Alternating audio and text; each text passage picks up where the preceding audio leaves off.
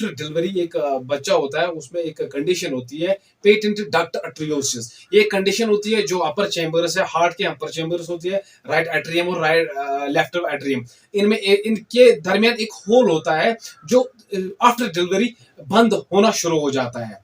Paracetamol एक वाहिद medication है जो इस होल को बंद करने में फास्ट कर देता है। Welcome to medication expert. आज हम बात करेंगे पैरासिटामोल।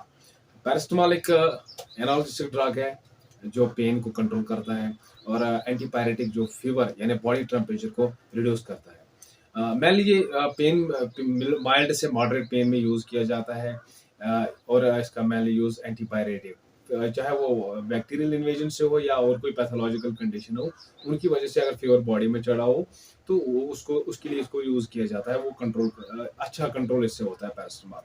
तो पैरासिटामोल दूसरे मेडिकेशन के साथ कॉम्बिनेशन के साथ लिया जाता है तो इसकी एफिकेसी और पोटेंसी बढ़ जाती है। अब अगर हम इसकी बात की करेंगे साइड इफेक्ट्स की, शॉर्ट टर्म या long term. Short term side effects इसके नौजिया होता है यानी उल्टी महसूस होना या ब्लीडिंग होता है, एब्डोमिनल पेन यानी जो पेट में दर्द शुरू होता है, ये शॉर्ट टर्म होता है। अगर हम लॉन्ग टर्म इफेक्ट्स की बात करेंगे तो इसके बहुत सारे डेंजरस यानी सीरियस साइड इफेक्ट्स होते हैं, जिसमें गैस्ट्रोइंटेस्टाइनल ब्लीडिंग यानी म्यादे में या एसोफेगस या आंतड़ियों में इनमें से ब्लीडिंग होना या इनमें अल्सरेशन यानी जख्म पैदा होना, ये लॉन्ग टर्म के साइड इफेक्ट्स में आता है। या लिवर फंक्शन जो टेस्ट हो उनमें चेंजेस आते हैं, वायरेशंस आते हैं लिवर फंक्शन टेस्ट। या अगर लॉन्ग टर्म में ओवरडोज यानी हाई कंजप्शन पैरासिटामोल की ले ली तो हीमोग्लोबिन की लेवल ड्रॉप होती है, जिसका रीजन होता है कि जिसकी वजह होता है कि जो ब्लीडिंग होती है गैस्ट्रोइंटेस्टाइनल म्यादे में जो ब्लीडिंग होती है उसकी वजह से हीमोग्लोबिन लेवल डाउन हो जाती है। साथ साथ कार्डियोवैस्कुलर सिस्टम पे यानी हार्ट और जो हमारे नसें उन पे इफेक्ट रहता है, जिसमें आता है कि मायोकार्डियल इंफ्रैक्शन या हार्ट अटैक आ सकता है या स्ट्रोक आ सकता है या कोई एरिया हार्ट का काम करना बंद कर देता है। उसके साथ रिनल रिनल के जो इफेक्ट्स इरिवर्सिबल होते हैं कि जब अगर इसमें हाई कंजप्शन लिया है तो जो इफेक्ट्स किडनी पे पड़ जाते हैं, नेफ्रो सिस्टम पे पड़ते हैं, वो मुश्किल होते हैं रिवर्स वापस ले आने। पेन की बात करें, ये माइल्ड से मॉडरेट पेन जो स्लो जो बहुत उतनी सीरियस मतलब उतना गंभीर पेन नहीं है उसमें यूज नहीं होता है, लेकिन जो कम कम पेन होता है उसमें यूज होता है।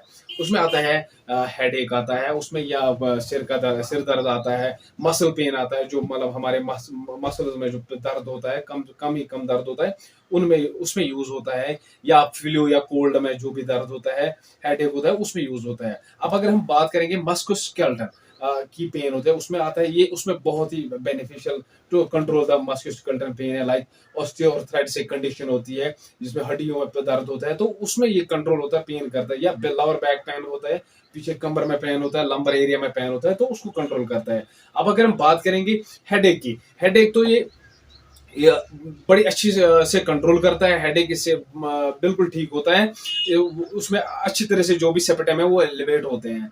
अब अगर माइग्रेन की बात करेंगे तो माइग्रेन में ये कॉम्बिनेशन के साथ जैसे एस्पिरिन हो या कैफीन हो उनके साथ मिला के कॉम्बिनेशन ड्रग दिया जाता है तो ये किसी बहुत हद तक माइग्रेन को कंट्रोल करता है।